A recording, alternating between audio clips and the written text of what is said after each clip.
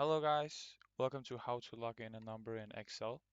So what you see here is a list of numbers and we are gonna multiply, well not multiply, we are gonna plus them with 16 and then we are gonna use this little green one to take it all the way down. So it's gonna do it with all the numbers, so we don't have to do it like 20 times or how many it is.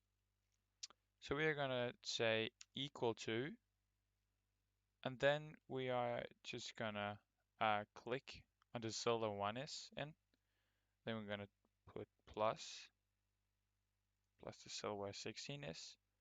And then essentially we could make dollar signs, but all we gotta do is just click F4 and it has made them for us.